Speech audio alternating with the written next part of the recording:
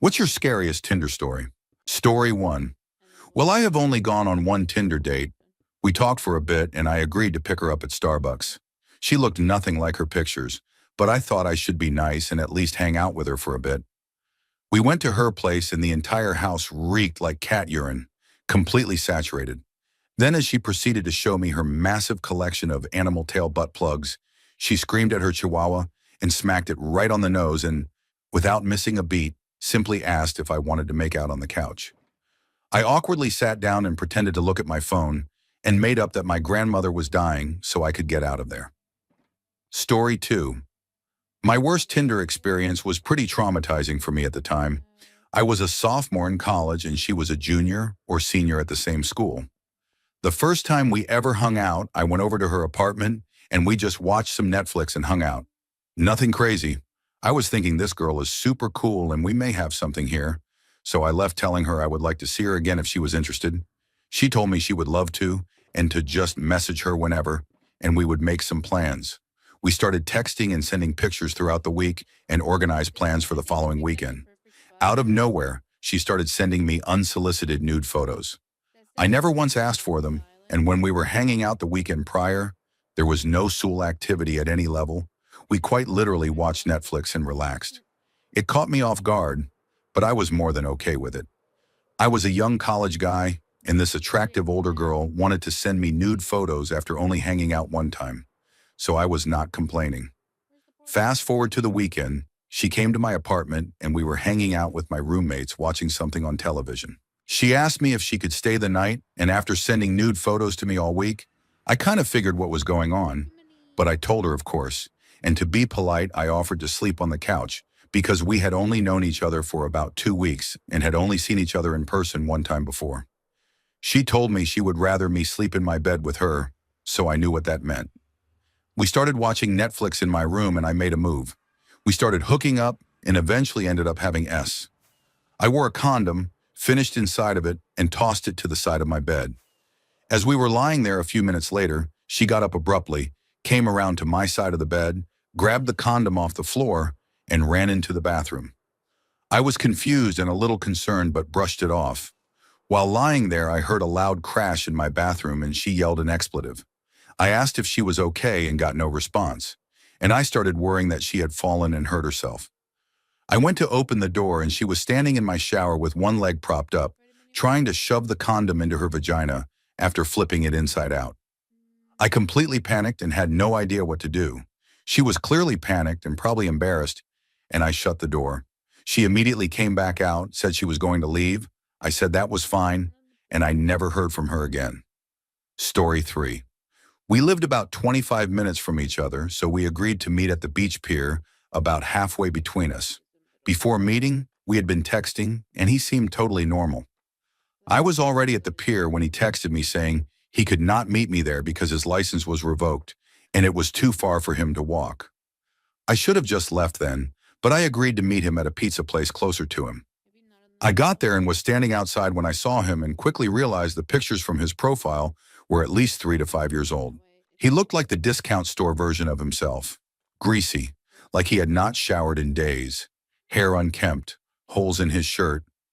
I awkwardly gave him a side hug and suggested we get a seat, and he said that we were not getting pizza and that we should go to the park instead.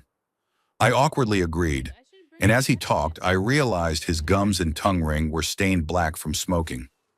By that point, I was completely turned off and just keeping up formalities. We got to the park and found a bench to talk, and before I could sit down, he pulled me onto his lap, squeezing me and saying that I was extremely cute. I awkwardly scooted away and tried to start a conversation. He pulled out his phone and started texting for a few minutes, not really listening to me, before interrupting to ask if I smoked and suggesting we go back to his place because his friend supplied it. I declined. He tried again, saying his place was right there and we could have some fun too, and I declined again. Then he pulled me close by the face and whispered that I was innocent before licking my face from chin to ear with his tongue. Completely stunned, I sat there for a moment processing what had just happened as he kept talking about smoking before I decided to fake an urgent phone call and leave. Story 4. A girl said she was having a work party at her house and that I should come over. It was bring your own beverages, so I bought a six-pack for myself. I went to her place and noticed that more than half of the people there were younger, around 17 to 18 years old, while I was 21 and the girl was also 21. Then they gathered everyone in the living room and proceeded to talk about the job. It turned out it was one of those pyramid scheme recruiting gatherings. I just sat there drinking my beer, being the only one drinking, for about 2 hours because I felt it was rude to leave since they were telling sob stories and talking about how much this job had helped them.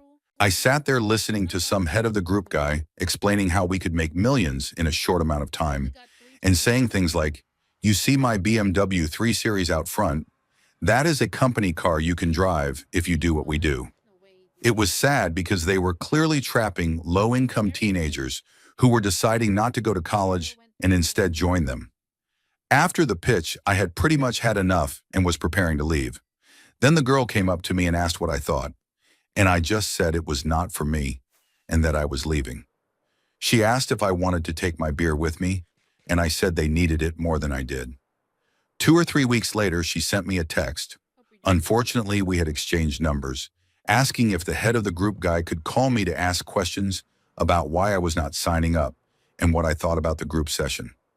I did not reply, but sure enough, the guy called me and I politely said it was not for me, but he kept pushing until I finally had to tell him to leave me alone. That was the end of that, and I never went to work parties for a Tinder date again. It was a complete mess, and if it had not been for the beer I brought or the Tinder date's dog, I would have left much sooner. Looking back, during the pitch, the head of the group guy said at one point that if you were not interested in making $1 million, you could just leave and no one was stopping you. And I really wish I had stood up, finished my beer, said that this was ridiculous, and walked out. But that is just a daydream I have sometimes. Story 5, I went on a Tinder date several months ago around October, and it went really well. The girl had a job, was not unstable, and was cute, so we decided to have a second date. The only issue was that the second date was at her Thanksgiving party, so she could introduce me to her friends and family, which I thought was a bit too early. I did not have anything planned that day, so I decided to go anyway. My job was to make the jungle juice for the party, and it consisted of the usual Everclear, Hawaiian Punch, lemonade powder, and ice combination I had used throughout college. It worked very well, and everyone got extremely drunk. Near the end of the party, my date and her friends told me I had done an amazing job with the drink. My date also mentioned that she really liked the fruit I had added and that everyone at the party was trying to get some. For some reason, that comment did not sit well with drunk me, so I headed over to the alcohol container to investigate. I grabbed a ladle and started scraping the bottom of the container, and on one scoop I found chunks of food and pieces of noodles. That was when I realized that someone had thrown up in the jungle juice. Story 6. I matched with a girl and we sent a lot of messages, and later that night we talked on the phone. The conversation was going really well, so I asked her out for the next night and she agreed. About 5 minutes later, she told me she needed to tell me something important and then explained that she was permanently in a wheelchair. I realized I would either look bad if I backed out or look bad if I led her on, so I figured why not? It was just a date and it could still be fun. We talked more that night and went to bed, and the next morning she called me early and told me she was doing something crazy. She would not tell me what it was, but said she would show me later. A few hours went by and she called again and told me she was going to send me a picture of what she did. I checked my messages and saw a picture of her wrist with my name tattooed on it. We ended the call, and I immediately told my friends about the situation. Later that night, I drove to her place because I figured if she was committed enough to tattoo my name on her wrist, I should be committed enough to go on the date, and I also needed to know if it was real. When I was almost there, I realized my car might not accommodate her wheelchair, and since I knew she drove, I asked if she could drive us. I was walking through the parking lot when she pulled up, and I got into the car. I had assumed she had a wheelchair-accessible vehicle, but she did not, and instead used 2 crutches to drive, one for the gas and one for the brake. This made me very uncomfortable as we were driving on the Southern California freeways in traffic. We went out to eat and she received a phone call from her daughter, and I found out she had left her 10-year-old daughter at home alone and that the child was scared. I suggested we leave, but she said it was fine because she had given her something to help her sleep and that she would be asleep soon. We finished eating, and I was planning to take her to see a movie, but the situation with the child was too much, so we headed back. And as we were driving, she casually mentioned that she was kind of drunk. I knew she had only had one drink, but I asked if I could drive and she refused, saying she would just get into the fast lane and press the gas with her crutch. Somehow we made it back to her place safely. I wheeled her to her door, said goodbye, and went home. And the tattoo turned out to be real. Story 7. I have one where I was probably the nightmare. I went on a first date with a girl from Tinder at a Cajun restaurant in Dallas. The restaurant was Razoo's on 75. I had recently read about something called kratom that was supposed to make you feel really relaxed and euphoric. And I had tried making a tea from the recommended dose the previous day, but I did not feel anything from it. I figured if this stuff was supposed to make you feel calm and euphoric, then the best time to take it would be before a first date, and since I did not feel anything the first time, I assumed I should take more. I wrapped a lot of it, since kratom is usually sold as a greenish, extremely bitter powder, into balls of deli meat and swallowed them whole before the date. I went to lunch feeling completely fine until I met the girl and sat down. And then I suddenly realized I was only seconds away from violently throwing up all of that kratom and deli meat in the middle of the restaurant. I excused myself, stood up from the table, and walked a few steps toward the bathroom before I started vomiting uncontrollably. I covered my mouth with my hands, started choking on my own vomit, and sprinted toward the bathroom, leaving a trail of vomit across the floor before continuing to vomit into the trash can inside. I spent some time cleaning my face and washing my arms and hands, which were covered in vomit, and then returned to the table and tried to survive the rest of the lunch date without dying of embarrassment. I felt like a complete jerk and was unbelievably embarrassed. Story 8. After a movie date with a guy I met on Tinder, we went back to my place. I will call him Dude. I told him we could hang out for a bit, but I had work in the morning and would need to go to sleep soon. Dude said that was fine, but mentioned he was hungry and wanted to order food, which I agreed to. He ordered 2 large subs from Potbelly along with a milkshake and finished all of it. I did not judge since he was 6 feet 4 inches tall, about 210 pounds and still young, so I did not think much of it at the time. We ended up fooling around a bit and fell asleep in bed. I woke up to my front door opening and closing several times over about 5 minutes. My dogs were going crazy, and it was 1 in the morning. I opened my bedroom door, which leads into the rest of my apartment, and saw the bathroom light on with the door wide open. I walked around the corner and made eye contact with Dude, who was squatting over my toilet holding a stick and poking around in murky brown water that was millimeters from overflowing onto my bathroom floor. Completely horrified, he yelled at me to stop looking at him, go back to bed, and said he had it under control. I was still half asleep, trying to understand what I was seeing, and I started nervous laughing because I did not know what else to do. He yelled asking why I did not have a plunger, and I said I had never needed one before. He told me again to go back to bed, and since I was disturbed, exhausted, unable to process what was happening, and had work in the morning, I did. A bit later, I heard him peek into my room and say that he fixed it, and then I heard him leave and the door closed behind him. The next morning, I cautiously checked the toilet and saw the water level was down, but something was still sticking up from the bottom. After closer inspection, I realized it was the end of a stick. Using gloves, towels, and barbecue tongs, I pulled out roughly 3 feet of broken stick from my toilet, along with several other fragments. I finally understood why I had heard the door opening and closing so many times, because he had been going outside to find sticks that kept breaking. He had left dirty water stains all over my bathroom floor and left my apartment so fast that he forgot his underwear, undershirt, and socks. After work that day, I went straight to the store and bought a plunger. Story 9. I have a couple, not from Tinder, but from meeting guys on Match back when I was single and ready to mingle. The first one seemed quite nice at first, but was a bit controlling on the first date, deciding where we went without asking my opinion. But I figured some people like that level of assertiveness, so maybe he just read me wrong. I agreed to go on a second date, and he would not tell me where we were going other than saying London. I told him I needed to know so I knew what to wear, but really it was for personal safety reasons. He told me to wear a dress, which I never do, and when I said I was not wearing a dress, he got irritated with me. When I pushed and said I needed to know exactly where I was going with someone I had just met, he told me I was being difficult and completely out of line. He lost his temper and became verbally abusive, calling me insulting names, so I blocked him. The second one was just plain rude and made several strange remarks throughout the evening. I joked about having a larger backside, which I had been honest about in my profile, and he responded in a flat tone that, yes, he noticed. He chewed gum throughout the date, and when we ate, he stuck it to the side plate and left it there for the waitress to clear. We then ran into a very cheerful colleague of mine, whom I introduced, and who loudly declared that I was the best boss ever, which I am really not, and the guy simply shrugged and turned his back on him. I ended the date early, and as I turned to leave, he tried to shoulder bump me aggressively and missed. I blocked him immediately and reported him to Match. Story 10, I matched with a cute girl a few years back, and we went out for drinks.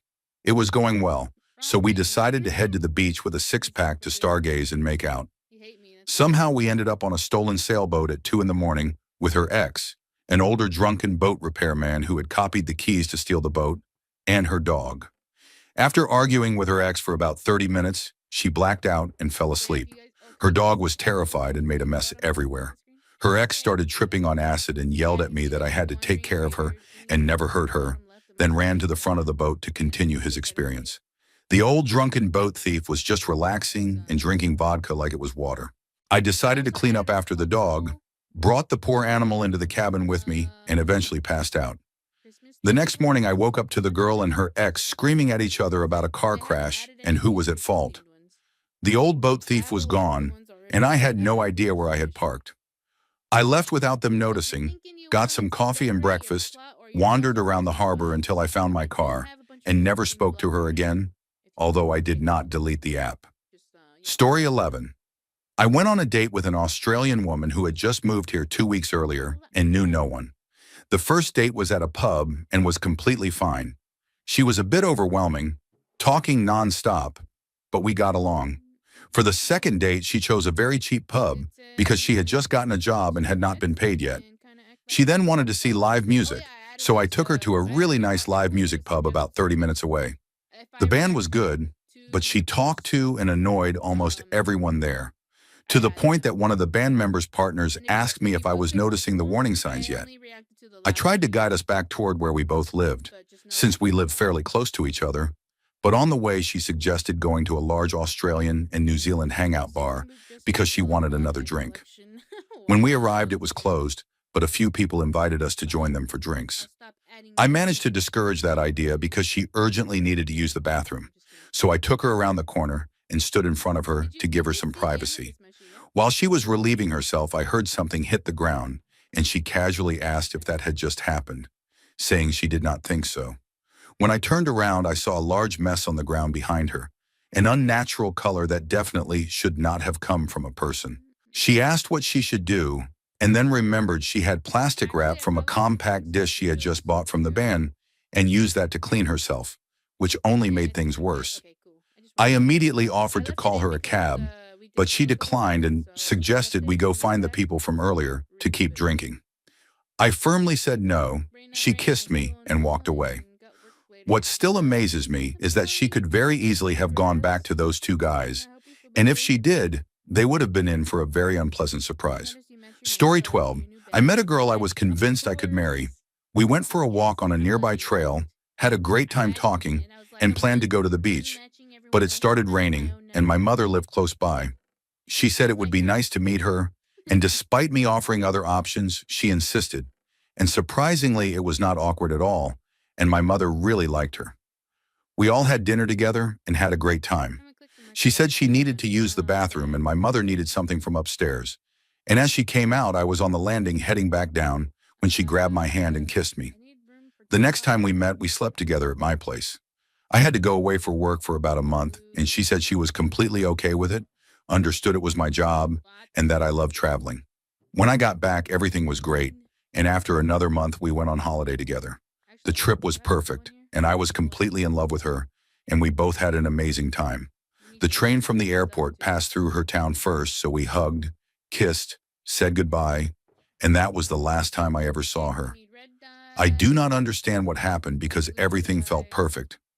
I texted her and she said she needed space, which I respected. I had to go away again, and when I got back, I asked if she wanted to get lunch or meet up, and she told me she was over it and had moved on. We had been dating for a total of about 6 months, and I still do not understand what I did wrong, and I still think about her every day, which feels awful. Story 13. I worked at a sushi restaurant all through college, and one night during a busy dinner rush, this attractive guy and his friend came in. I was running around nonstop but still managed to give them good service, and they both tipped extremely well. After my shift, I was at home drinking a beer and mindlessly swiping on Tinder, trying to unwind, when the same guy from work popped up on my screen. He had a very distinctive face and tattoos and, honestly, a memorable tip, so I swiped right and promptly passed out. The next day I woke up to see we had matched and he had sent some very sweet messages. We started texting, and I found out he was only in town for business. He asked me out to dinner at a very expensive restaurant, which made me nervous. But after a mix of mimosas and questionable advice from my roommates, I agreed to meet him that night. He was oddly insistent on picking me up, and I finally told him I would cancel if I could not drive myself. So he backed down, and we met at an upscale French restaurant. He ordered an extremely expensive bottle of wine, lobster, and everything else, spending an absurd amount of money, and with the tip, I am sure the bill was around $600. The conversation started normally, but as he drank more, he casually revealed that he was married, though supposedly in an open relationship. I did not believe him, so he called his wife right there and sent her pictures of me, and I heard her tell him to invite me to their home in Cancun. At that point, every alarm in my head was going off. When he got off the phone, I asked how he afforded such a lifestyle, and without any change in expression, he calmly said it was through involvement with a substance cartel, assuring me it was safe. I immediately tried to leave. He followed me to my car, tried to pressure me into the situation he had described, showed me pictures of his wife and his social media as proof, and then said I owed him at least a visit to his hotel room because he had spent so much on dinner. He even tried to force a kiss. I managed to get away, but I was terrified he might follow me home, so I drove around for a while and then spent the night at a friend's place where there were other people around. I deleted Tinder that day with no regrets, and looking back, I still wonder if it could have been part of something far more dangerous. Story 14. This happened on Bumble, and even though I have many bad dating stories, this one was the worst. At the time, I was single and had a lot of guys on my Snapchat from Bumble because I was not looking for anything serious. One day, a guy messaged me asking if I wanted to hang out, and I politely declined because I was already out with someone else. He went on a long rant about how women play games and do not want real relationships, so I ignored him and went on with my day. The next day, I completely forgot about the interaction and posted on my story asking if anyone wanted to go to the park and relax. The same guy replied, and not recognizing him at first, I agreed to meet him. The date actually went well, and as it got late, I told him I had to leave to work on a school project. He insisted we go to dinner, and after repeatedly declining, I finally gave in while we were walking to our cars. He followed me to campus and said he would wait until I was done, and when I finished around 8 in the evening, we went to a restaurant. During dinner, he told me about his divorce, how his ex-wife had taken everything, his military service, being injured overseas, and months of rehabilitation. He had a handicap license plate, so I did not question it, even though he walked perfectly fine. It was clear he carried a lot of anger, especially toward his ex-wife. The date took a strange turn when another man I had briefly dated weeks earlier showed up intoxicated and caused a scene, apologizing to me loudly. Because of the disruption, we left and sat in my date's car to talk. I was young and missed all the warning signs, and we ended up dating. About 6 months later, my grandfather passed away, and I traveled from North Carolina to California for the funeral.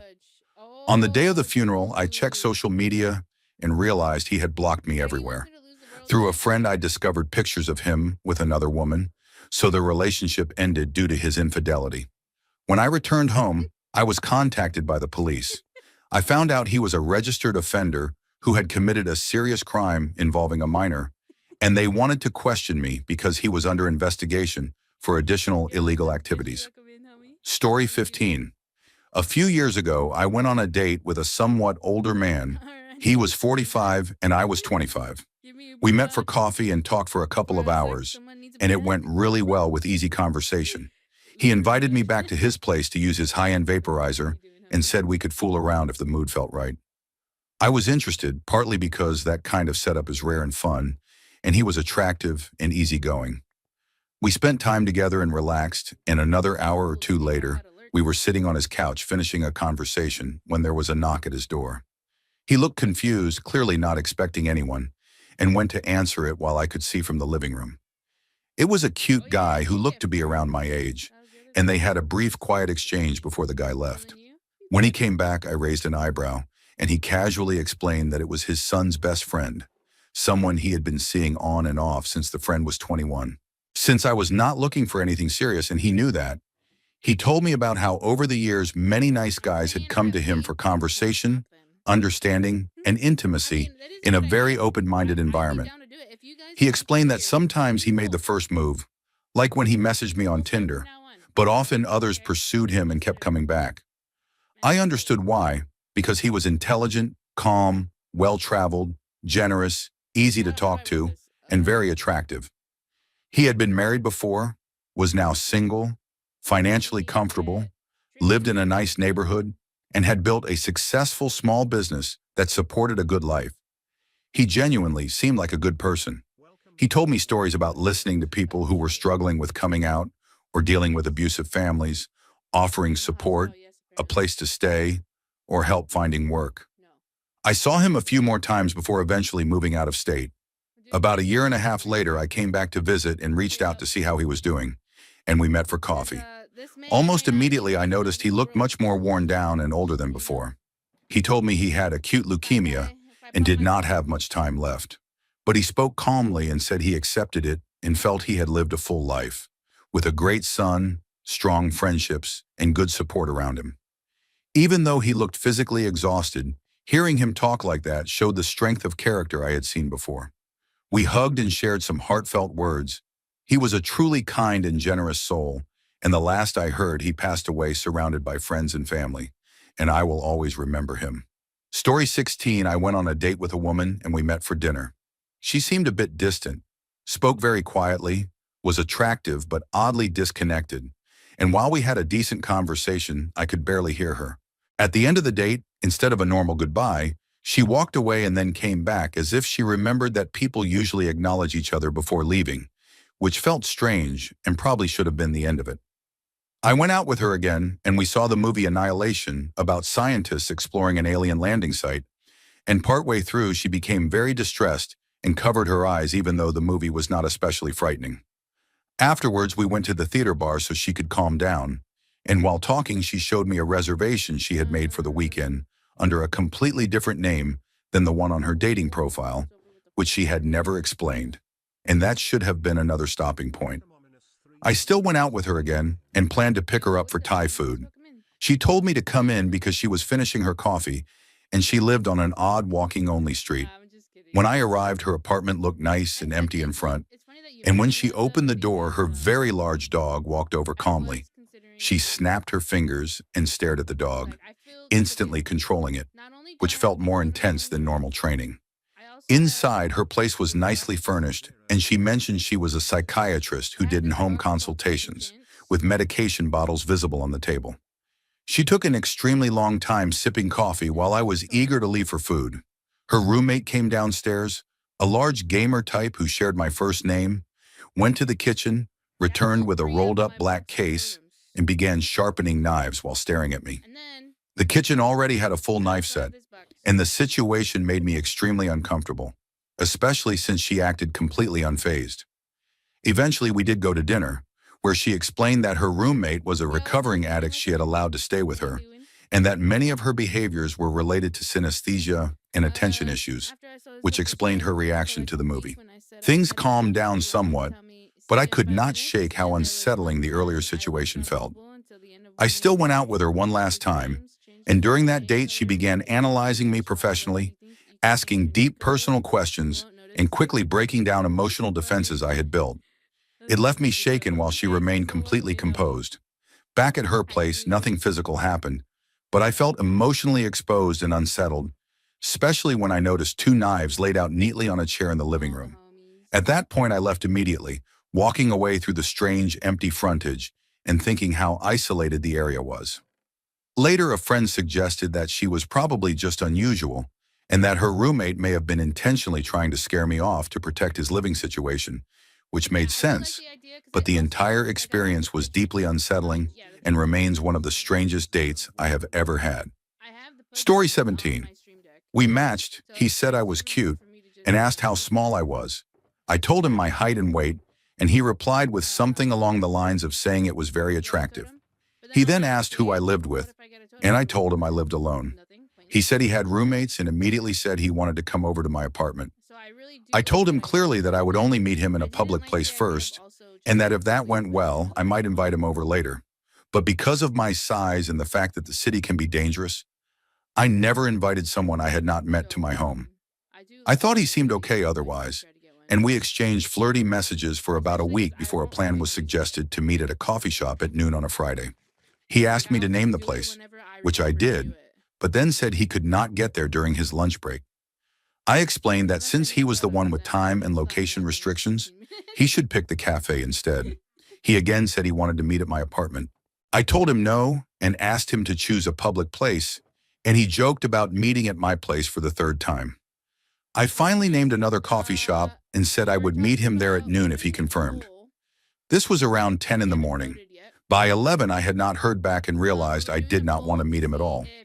I reminded myself that because I am openly trans on my dating profile, some people may target me for harm, and the first thing this man had done was confirm he was physically larger than me, then repeatedly try to meet me at my home where I live alone, even after I was very clear about my boundaries. He could have been clueless, but he also could have been dangerous. I went home and picked up a work gig, and when I was briefly out of cell service, I came back to a flood of messages from him saying the app would not let him message me earlier and that he still wanted to meet at my apartment. After all of that, he still refused to meet in public. That was enough for me, so I told him I was no longer interested and deleted the app. Story 18. I have a lot of dating stories, like the one where a girl showed me pepper spray and a knife before coming into my apartment, or the one where another girl repeated everything I said back to me, or the one where someone interrogated me so intensely on the first date that I had to tell her to dial it down, or I was leaving. But the most memorable one was with a woman I will call Gina. Gina was one of those Instagram personalities who constantly posted photos of herself in revealing outfits, always posing for the camera. And when she asked to meet up, I agreed. I drove all the way to Koreatown in Los Angeles, which I normally would not do for a first date, but I felt adventurous and definitely got an experience. I picked a bar I liked and asked her to meet me there. She walked in wearing a very flashy outfit and heels, looked confident, but her face looked noticeably older than in her photos. She immediately complained about the place and said we should leave. I had just ordered my drink, so I finished it quickly and followed her to another trendy bar. We got drinks, sat down, and less than 10 minutes into talking, she suggested we leave because it was too loud and go back to her place. Against my better judgment, I went along with it. Her apartment looked fairly normal, though there was an open bottle of alcohol on her makeup desk. We smoked a little, and she jumped onto her bed to listen to music. So about 20 minutes into a first date, we were already sitting on her bed. When I made a mild move, she suddenly said it was moving too fast, so I backed off completely. She then became irritated that I stopped engaging and got up to change clothes, slowly undressing in front of me and clearly trying to get a reaction. At that point, I realized she enjoyed pushing people away and then provoking them to chase her, which is not something I have patience for. When I did not react, she became angry and started an argument out of nowhere. That was when I decided it was not worth the effort. I told her I was leaving, put my shoes on, and walked out despite her trying to stop me. I went and got tacos instead, which was easily the best decision of the night. Story 19. I went on a dinner date with a guy and it went really well. He seemed interesting, the conversation flowed, and we did not hook up right away, which made me think he might be looking for something more than just S, and that felt nice. I thought he was attractive and was excited to see where things might go. We made plans for a second date and decided to go on a hike. I said I did not mind driving, so I picked him up the morning of the hike. Right away, he felt different from the first date.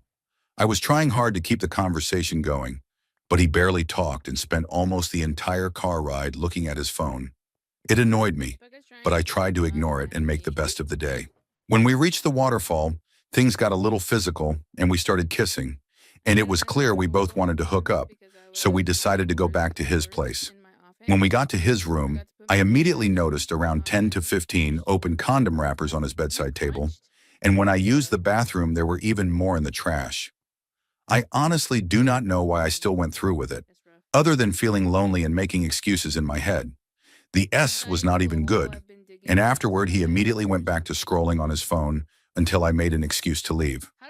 I knew right away I did not want to see him again, and since I do not like ghosting, I messaged him and explained that I was not in a good headspace to be dating, apologized, and said I would be open to being friends if he wanted, but I understood if not. He left me on red, and I assumed that was the end. About 1 month later, he replied, saying I had hurt him, that he felt taken advantage of, and sent a long message clearly trying to make me feel guilty.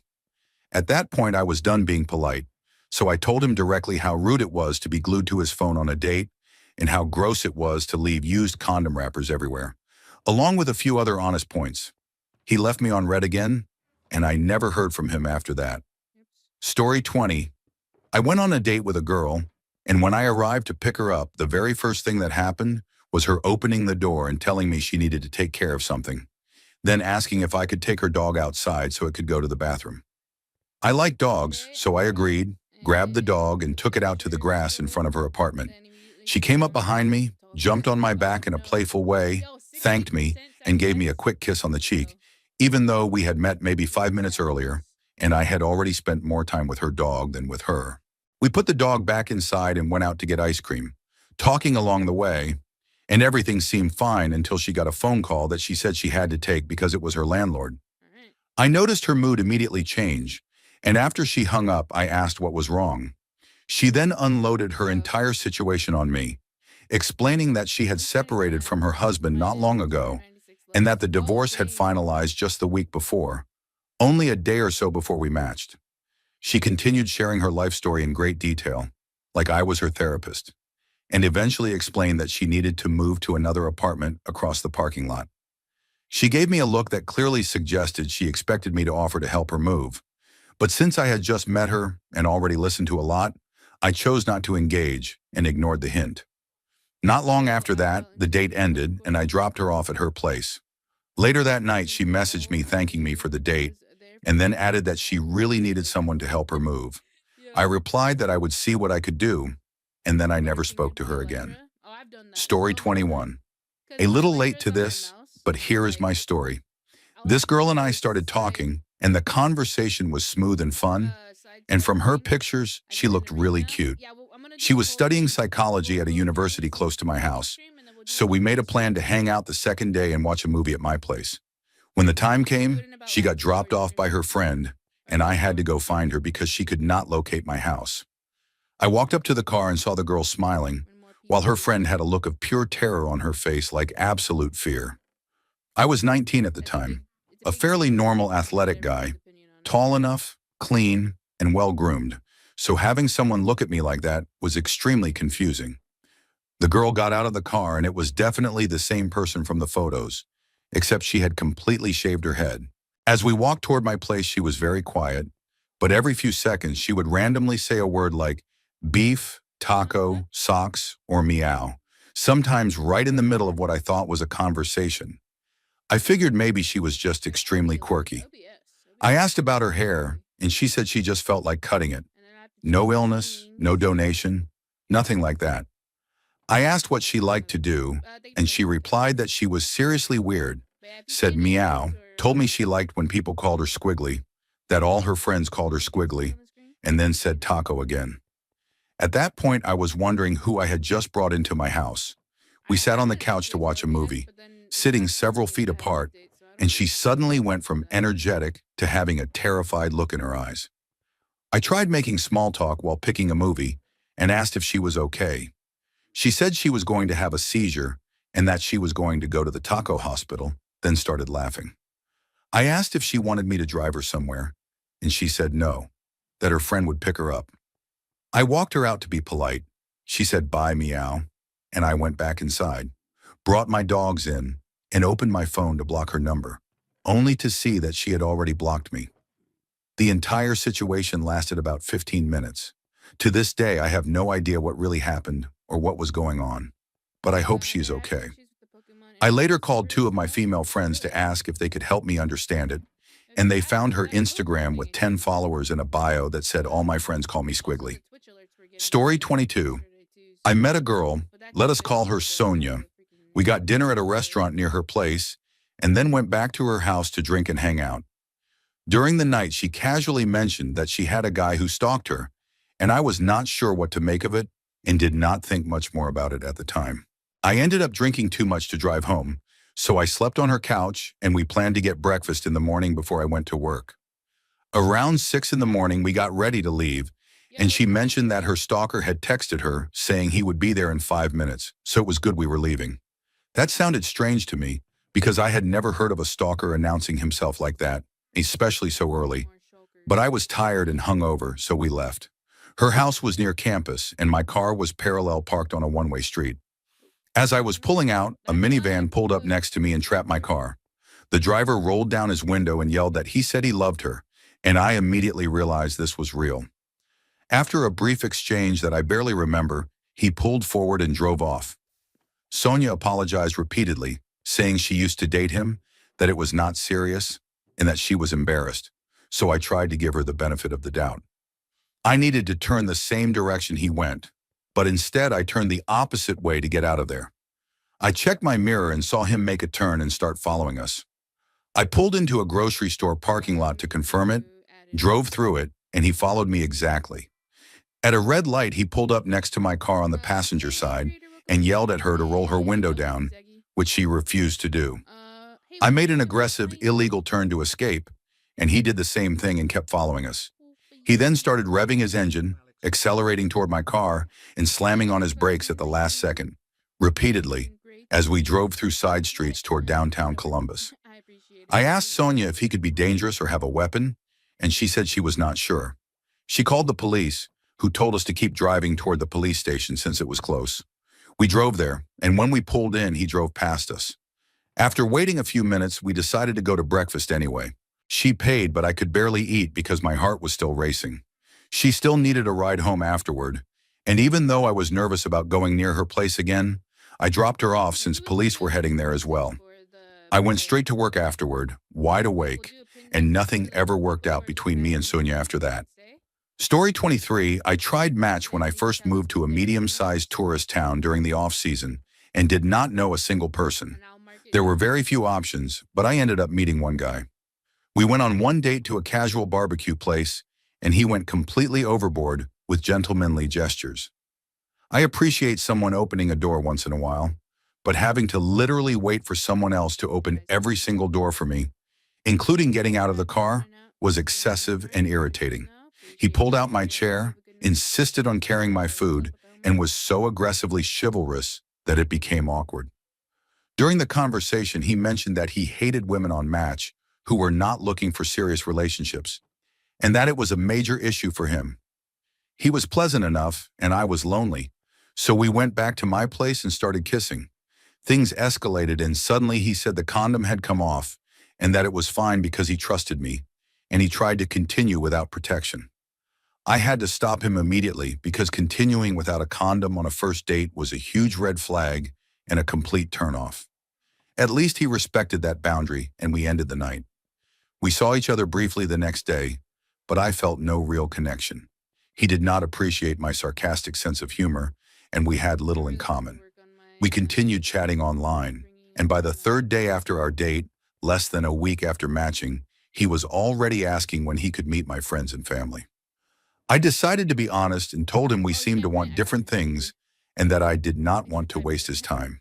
He instantly flipped personalities, going from over-the-top, chivalrous to bitter and hostile. He insulted me, called me names, and accused me of using him, which was absurd considering the date cost him a $9 plate of barbecue and a sweet tea. I blocked him and moved on, feeling lucky that I walked away with free food, no pregnancy, and no controlling relationship. Story 24. A Bumble date started out well, and we ended up going back to her place, where she told me I did not need to use a condom. Against my better judgment and ignoring the warnings in my head, I agreed. Almost immediately things felt off, because she was extremely exaggerated in her behavior, like she was trying to imitate something out of a movie. Everything was over the top, from the sounds she made to the way she moved, to the point where it was uncomfortable rather than enjoyable. She kept telling me to go harder, so I did, until I realized I was completely overdoing it and running out of energy. I assumed she was inexperienced and thought those exaggerated behaviors were normal, so I decided to just get it over with. When I said I was close, she told me to finish inside her. I hesitated and she became more forceful, telling me to do it and tightening her legs around me. I tried to pull away, but it was too late. Afterward, I was angry and confused, and the situation turned into an argument. I insisted that we go to a pharmacy to get emergency contraception, and she argued that it was her body and her choice, saying hookups were cheaper than using a donor. She admitted that whenever she told people this beforehand, they would leave before sleeping with her, and then she started crying and talking about how she was almost 30 and wanted a child before that age. I had known her for only a few hours. After hours of arguing, she finally agreed to go with me to get the medication. That experience completely turned me off dating apps. Story 25. The first guy I met on Tinder wanted to grab a drink at a bar in Los Angeles. I parked my car, and while I was walking toward the bar, I got a call from him. He told me that 1 minute had passed since the time we were supposed to meet and that I was late, so he left. I was shocked and immediately turned around, irritated, when he said he was just kidding and that he could see me. I turned back around and saw the bar about 20 feet ahead of me, with him standing outside waving. He was wearing a tie-dye tank top, red basketball shorts, a Bubba Gump trucker hat, and bright red and blue Jordans. I wanted to turn around and go home right then, but he had already seen me. He commented that I was too dressed up and asked if his outfit was appropriate for our date, and I honestly did not even know what to say, especially since we were at a nice wine bar in Beverly Hills. We sat down and he asked what I wanted to drink, and I said anything but rosé. When the waitress came, he ordered me a rosé anyway. I assumed he misheard me and let it go. He then told me he was a criminal defense attorney. About 15 minutes later, he asked if it was okay if his friend stopped by briefly, and I said I did not mind since I was planning on leaving soon. He got the check and suggested we head next door to Wolfgang Puck, because his friend would be there. Once we arrived, he told me the friend was actually one of his clients. I asked if the client was guilty, and he casually said yes. A few minutes later, the friend arrived with a woman. After introductions, the two men went outside to smoke. The woman and I started talking, and she asked me if it was possible to get an infection because she had just had sex with that guy in a car before they came inside. And afterward, he told her he had herpes. She said they did not use protection and wondered if being on birth control would prevent it. I told her it would not and that it only prevented pregnancy. When the men returned, they began loudly harassing a couple sitting nearby, making crude comments about an older man and a younger woman. I was mortified and told them to stop. The friend escalated and tried to confront the couple directly until the bartender intervened and told him to knock it off. I stood up and left immediately. As I walked out, the guy I was on a date with muttered that he knew I would just leave. I did not look back. By the time I reached my car, I deleted my account, realizing the entire disaster had happened in less than an hour. Story 26. I had been talking to this guy for a while, and we really hit it off. After a couple of weeks, he admitted that the pictures on his profile were actually of his brother. He explained that he had self-esteem issues because he had a fairly new and noticeable scar on his face from a car accident, though it honestly was not bad at all. He sent me real photos of himself, including pictures with his brother, to prove he was being honest. His brother was attractive, but I thought he was cute too, scar included. He apologized for lying and said he hoped I would still meet him, but that he would understand if it was too much.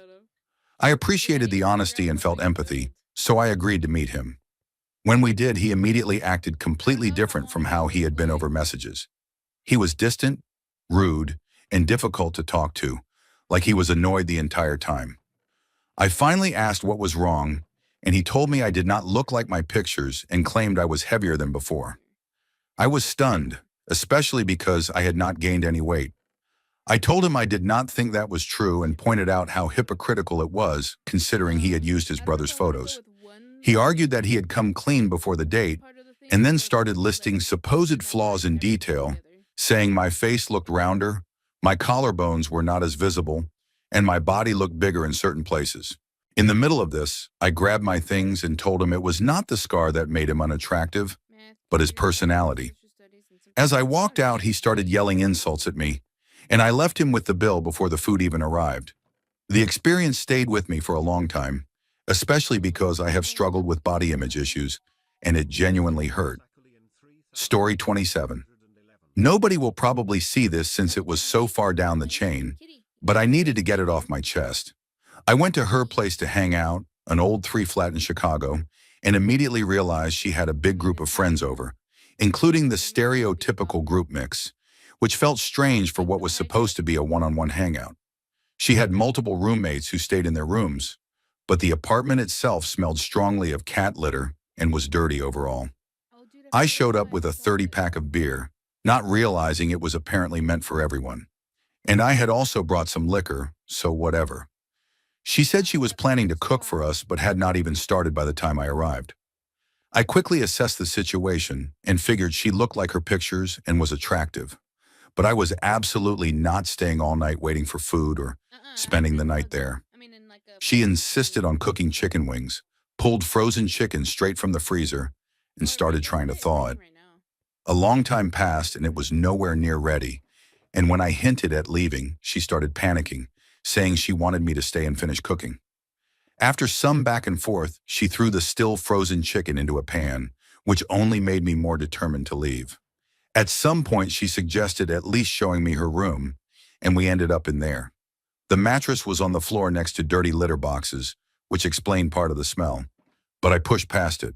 She stopped things at one point to explain she was on her period and suggested something else instead, and a few hours later I left. When I checked my phone afterward, I saw a text and missed call from my sister earlier that night. Horrified, I called her back and found out I had accidentally answered the phone during the situation, and she, along with her husband and friends, heard everything and laughed about it. Needless to say, I avoided eye contact with her for a very long time after that night. Story 28. In college, I went on a Tinder date with an older guy, and it was strictly meant to be a hookup. We did not go out beforehand and just met briefly before heading back to his place. He lived in a very upscale condo downtown that felt sterile and intense, and while he was a bit unsettling, I brushed it off at the time. Afterward, around 3 or 4 in the morning, he said it was too late for me to go back to campus and offered the guest room. When I woke up a couple of hours later, I realized my clothes were gone and the door would not open. I did not even know interior doors could be locked from the outside, and I was genuinely terrified. After I knocked loudly several times, he unlocked it and apologized, saying he locked the door out of habit. He handed my clothes back, freshly washed and neatly folded, and I got dressed and left immediately. It was only after I returned to my dorm that I noticed he had written his name on the tags inside my clothes in very fine marker. I have never really known what to make of that experience, but it still stands out as one of the most unsettling dates I have ever had. Story 29. I have never been on a Tinder date myself, but I am a bartender and I have witnessed plenty of them. There was this one guy who constantly brought his Tinder dates into my bar. He was short, rude, extremely aggressive, and consistently disrespectful to the staff. He usually showed up with women who already seemed uncomfortable, and if things appeared to be going well, he would aggressively try to make out with them in dark corners of the bar, which was incredibly uncomfortable to watch. If he decided he was not interested or sensed the date was not going his way, he would sneak out and leave the woman stuck with his entire tab. There were also several times when he thought the date was going well, and the woman clearly was not interested, and he would become hostile and nasty toward her. It got so bad that we started quietly warning women about him. Eventually, one woman turned him down and managed to sneak out because his behavior was so awful, but he followed her out and chased her on the highway in a road rage situation. She called the bar in tears asking what to do, and I told her to come back immediately and that we would have the police waiting. She returned shaking and crying, and when he saw the police cars in our parking lot, he kept driving. A couple of weeks later, he tried to come back into the bar. I stepped out from behind the bar, told him he needed to leave, and warned his date that he was dangerous and that she should stay inside until he was gone. He completely lost his temper, and I had to physically remove him from the building, and his head hit the front door on the way out. We never let him back in after that. Story 30. All right, buckle up because this is unfortunately one of the most disturbing experiences I have ever had.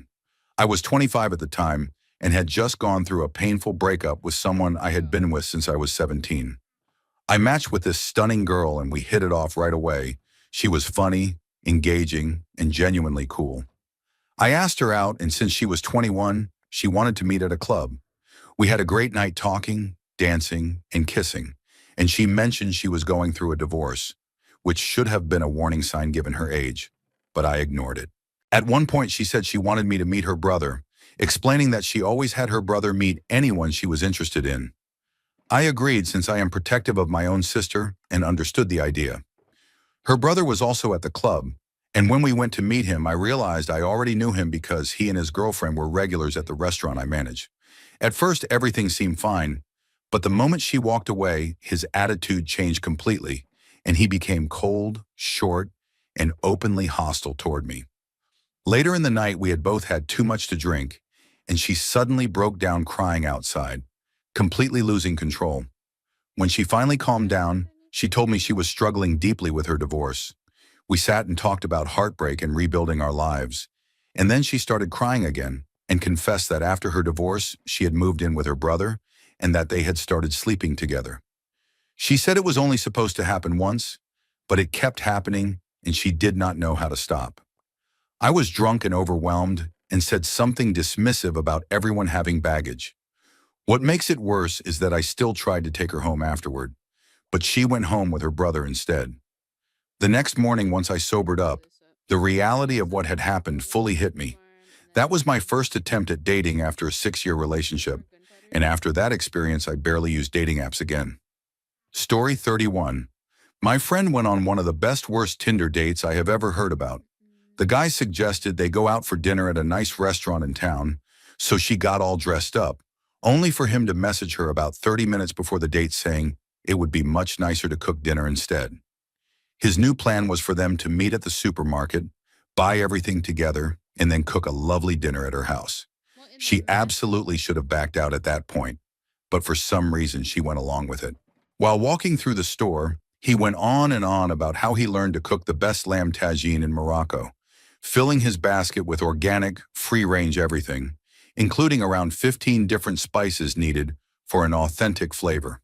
When they got to the checkout and everything was being scanned, he casually asked her if she could cover the bill since he would be doing the cooking. Again, she could have bailed, but she paid for the entire pile of random spices and ingredients. They went back to her place and he started cooking, making a huge frantic mess for the first 30 minutes before proudly announcing that everything just needed to cook for another 2 to 3 hours. At that point, she was hungry, tired, and completely stuck in her own house with this guy for hours. He was a stereotypical Bristol hippie type, so he noticed a guitar in her living room and insisted on playing songs for her, which turned into what felt like an entire album of his own cheesy white guy reggae music, complete with a dodgy fake Jamaican accent, while the tagine bubbled away in the background. After 3 eternal hours, he finally stopped performing and served the magical tagine, which was absolutely awful, with tough meat, overpowering spices, and was a total letdown. He completely disagreed and kept insisting it was the best tagine she had ever eaten. After paying for dinner, having her house trashed, sitting through a private reggae concert, and eating the worst tagine of her life, he then told her he had missed the last bus and would need to stay the night. At that point, she put her foot down, paid for a taxi, and got him the hell out of her house.